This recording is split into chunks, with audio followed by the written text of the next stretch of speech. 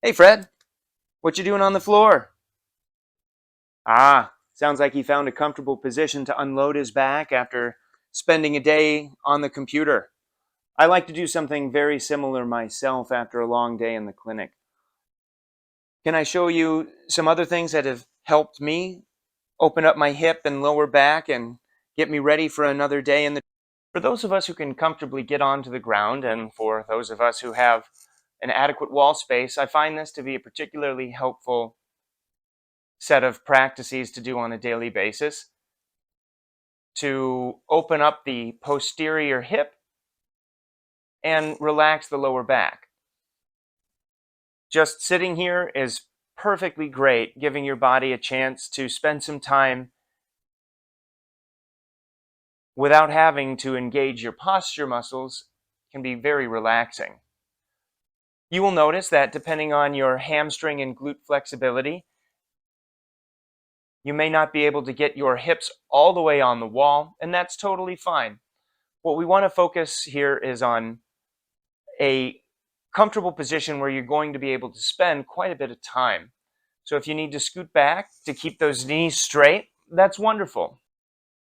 In addition, we can use this as some mobility exercises to help our lower back pain and hip tightness. You can even do a little bit of leg pulses to strengthen your hip flexor, even though we do a lot of sitting and spending a lot of time in this hip flexed position, the muscles in the anterior hip get pretty weak. So we can do things like lift the foot off the wall, hold for a second or two, and put it back, 10 to 20 repetitions like so, then holding the foot just gently away from the wall, doing some ankle pulses, and you can feel the stretch change through the back of the knee as you point your toe and flex your toe, or dorsiflex to be more specific.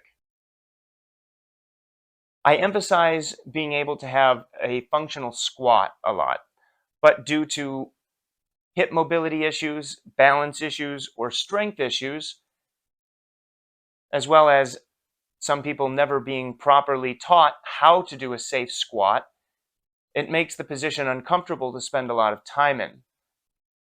So this is another way to get a lot of time in a squat type position to help lower back and hip mobility. So if we were to place our feet at a comfortable distance, perhaps a little bit wider than our shoulders, against the wall, making sure that our hips, knees, and feet are all in alignment. Spending a few minutes here can be very helpful. Once you're used to this position, you can change the angle, you can change the distance of your hips to the wall. After some time, you've been doing this for a few weeks, you can gently scoot in. If you're just beginning, you can scoot out. You can also turn this into a mobility activity where you start with your feet on the wall and slide them down, pressing your feet gently into the wall the whole time. Up and down, whoops, 10 to 15 times. Hopefully most walls don't have a curtain, and against the wall using socks decreases some of this friction. Other things that you can do from this position, many people have pretty tight hip adductors, adductors, or inner thigh muscles. These are the guys that bring our knees together. And to help mobilize these tissues, we can gently push our knees apart with our hands and do some butterfly pulses. And then after we do 10 or 20 of those, find our end range of motion where a gentle press with the hands and our knees don't want to go any further, making sure that it's a level of tension that you can keep a calm face. I don't want anybody pushing until they wince. That's not going to help us very much.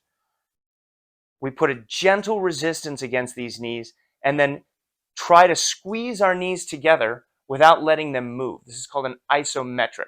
So we're going to do a 5 or 10-second push against those hands. Nothing's moving.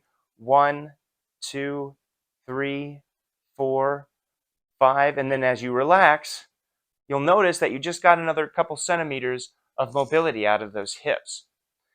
Same thing on the inside. We may notice that trying to bring our knees together gets a little bit gluey, and so we can do some knee pulses to the inside 10 or 20 times. Once our tissues are warmed up, we gently push in until we feel that it doesn't want to go any further without making us wince. And then we're going to use the outside muscles of our hips, usually our glute muscles, to spread our knees, but our hands are holding a little bit of tension so they don't actually move. Again, we're going to hold for a 5 or 10 second count. So 1, 2, 3, 4, 5. Relax and shake, and look at that. I got another couple centimeters of my knees closer together. Many of my patients suffer from sciatica, which is a pinched nerve that can happen between the piriformis muscle and another external hip rotator in the back of the hip behind the big gluteus maximus muscle. You may feel some zinging pain down the back of your leg. And in order to help those rotator muscles, we can do the figure 4 stretch. So crossing one leg over the other, sliding that ankle up the shin until it's just above the knee. We can do some knee pulses here, 5 to 10 of these guys. Hold it down and then push our knee against our hand for a 5 or 10 second count. 1, 2, 3, 4, 5. Relax. Notice that I'm starting with my wall leg kind of straight. If you're a little bit more flexible, or if you've been doing this every day for a couple weeks, you'll notice that you can slide your knee down. You can turn this into a movement, 5 or 10 slides down the wall, back up and down, and then find where your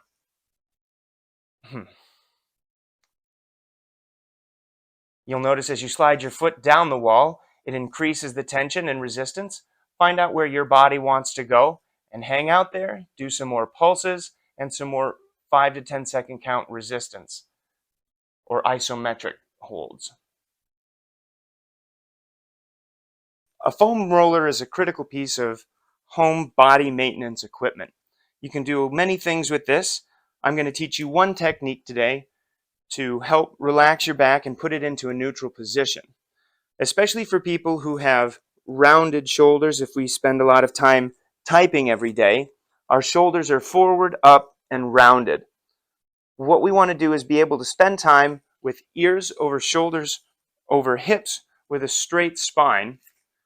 And if you notice that when we're lying on the ground is not the same shape as our spine. But if we are to lie down on a foam roller, like so, then each of my spine bones is touching the foam roller, and it's allowing my shoulders to fall into an open position, thus allowing the pec muscles, the bicep muscles, the deltoid muscles to open up and relax and relieving tension so that we can be in a neutral posture without having to engage our muscles. This can allow your nervous system and muscle length to reset. So I like to spend a couple minutes here at the end of the night just giving my body a chance to melt and reset before I go to bed. One of these days I'm going to install a television on the ceiling, and then it'll turn into a couple of hours of relaxing time. Normally, I don't endorse crunches or sit-ups as an ab exercise. But in this one case, as an exception, doing a gentle curl up, not for reps or speed, but as a way to gently open up the posterior spine, can be very helpful. So if we gently tuck the chin to the chest and lift up the shoulders and really try to press the lower back into the foam roller, engaging the hip flexors and abdominal muscles, Sometimes it might even feel like you're trying to rotate your pelvis up, and just hold for a breath and relax that spine. Give it a chance to reset, and then curl chin to chest. Tilt those hips just a little bit this way to engage the hip flexors, rectus abdominis, and think about pressing those lower back spinal bones into the foam roller, holding it for a breath, and relax. I find this to be particularly relieving and gentle for some of my low back pain. Fred, you are a pretty big gossip. What I like about this position is that with our knees in a bent position, braced against the wall, we are also stretching out our quad muscles because they attach to the top of the shin and at the front of the hip, so that we're getting all of the tissues engaged. We can then, depending on how comfortable we are in this position, spend time with our backs relatively flat. And as we get more comfortable, we can do some gentle Cobra push-ups with a breath at the top and relax. Gentle Cobra push-up, breath at the top and relax. Or even rest on our elbows to get a little bit more opening of the anterior hip. Other things that I want people to pay attention to are the fact that the spine can twist and bend. So spending a little bit of time with kind of a half Cobra push-up twist, lifting up, big breath here. Thinking about exhaling into where you feel the tension, if that metaphor makes any sense. So relax back to neutral, lift up, big breath, exhale, and really let the tension melt where you feel it the most. Doing 10 to 20 repetitions on each side. Get some gentle movement in through the quads, doing some glute touches or attempting to touch our glutes. If you're stiff like me, 10 to 20 of these can open up the quad and anterior hip to counteract all that sitting we do all